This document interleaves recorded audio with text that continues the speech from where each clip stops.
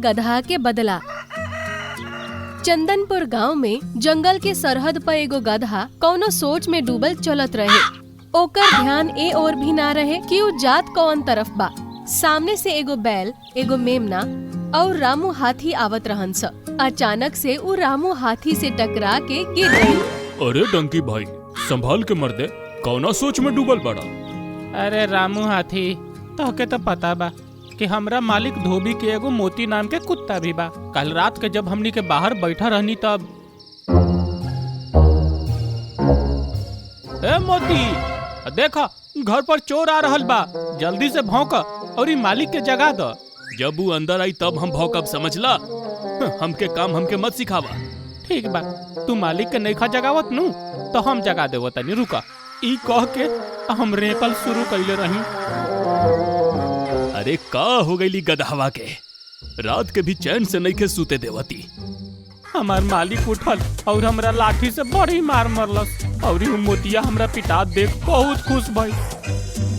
ई तो तहरा साथे बड़ी गलत भइल हो। गलत तो भइल बा, लेकिन हमरा पास एगो प्लान बा जैसे हम बदला ले सकतानी। अच्छा तो ठीक बा, बताओ बताओ। हमनी के तहार दोस्त हैं जा, तहार मदद जरूर करब जा। अब गधा न जाने इस सब के का बात समझौलस। शाम के वक्त धोबी कपड़ा धोवत रहे। डंकी और मोती अपन जगह पे बैठल रहन स। तभी ओकनी के भौंके के आवाज सुनाई देलस और मोती सामने के तरफ देखलस तो कुछ ही दूरी पर एगो खूबसूरत डॉगी खड़ा रहे। आए हाय, कितना प्यारी डॉगी बिया। मोती उठ के ओकरा तरफ जाए लागल।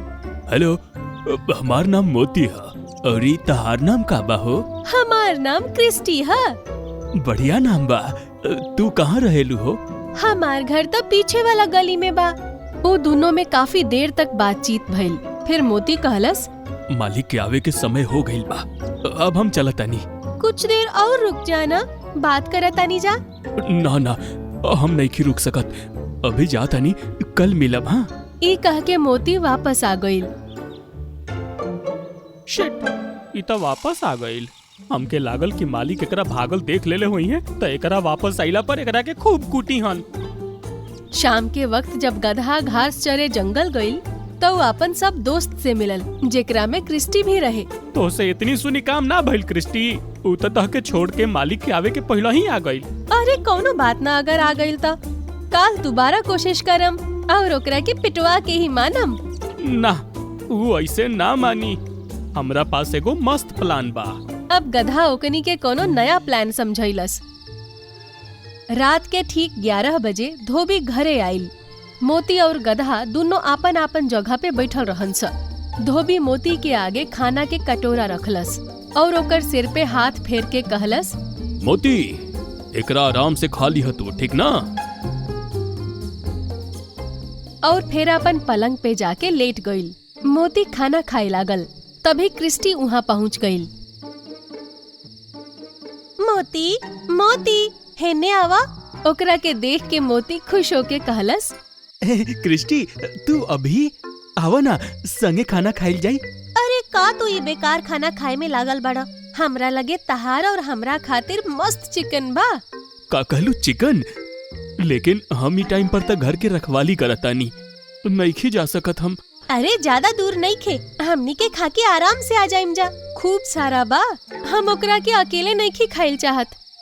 लेकिन हम चल गई नी ता घर के रखवाली के करी? अरे तू ओकर चिंता मत कर, हम एकरा से बात करतानी। ई कह के क्रिस्टी गधा से कहलस, डंकी भाई, हमनी के बस थोड़ा देर में आ जाइम जा, तो तब तक घर की रखवाली कर ले बना। ई ना करी, ई हमरा से चिढ़ल बा। ना ना, ऐसन बात नहीं खे, नोक झोंक तो चलत रहेला। तू आराम से होके आवा ना, हम संभार ले। अब जा। गधा के बात सुन के मोती हैरान रह गइल। अब चला कहीं चिकन ठंडा ना हो जाए। अब मोती क्रिस्टी के साथे वहाँ से चल देलस। क्रिस्टी, ज्यादा दूर तो नहीं खे ना?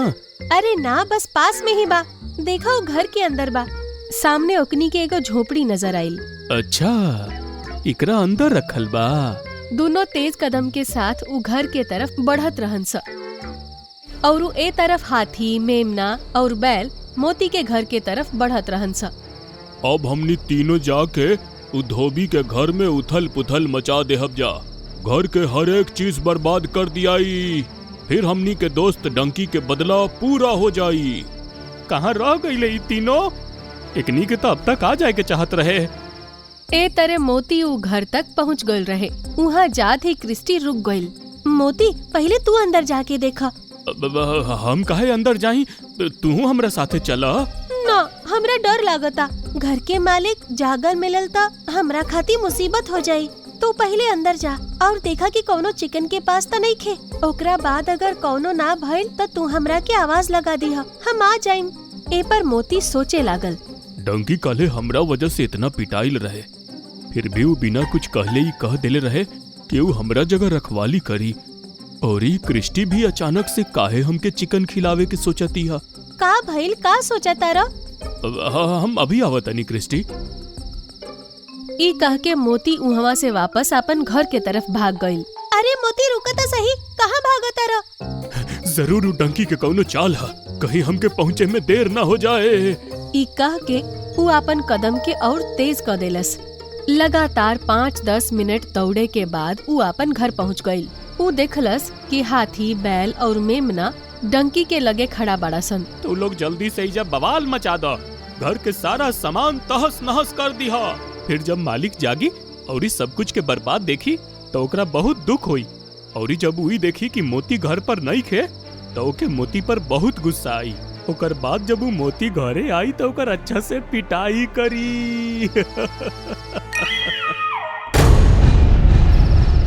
तभी मोती वहाँ आ पहुँचल और कहलस, ऐसन कुछ ना होई, मोती अपन काम जिम्मेदारी से कइल जानेला। ई कह के उ जोर जोर से भौंके शुरू कर देलस। अरे अरे भागो लोगन। तभी धोबी जाग उठल। अरे इतना सारा जानवर। उ लाठी उठौलस और तीनों जानवरन के पीछे भागे लागल। 2 डंडा हाथी के लागल और 5 बैल के। फिर तीनों वहाँ से बच के निकल गइलसन। बहुत अच्छा मोती, अगर तू ना रहता तो पता ना कितना के नुकसान हो गई रहित। अब मोती अपन जगह पे जाके बैठ गइल और गधा के चिढ़ावे लागल। डंकी, तू गधा हुआ और गधा ही रहबा, बेअकल। ए पा गधा अपन दांत के खाली भींचत रह गइल। अगला दिन गधा जब घास चरे जंगल गई तो हाथी और बैल ओकरा सामने आ गइलन स। तहार बदला लेवे के चक्कर में हमके धोबी बड़ी मार मरलस। अब हमनी के तह से बदला लेहब गधा। ना ना, एमे हमार कौनो गलती ना रहे। ई कह के गधा भागल और हाथी और बैल भी ओकरा पीछे हो लेलसन। अरे बचावा, अरे कोई बचावा, आज के बाद कौनो के बुरा ना चाहब, बचावा।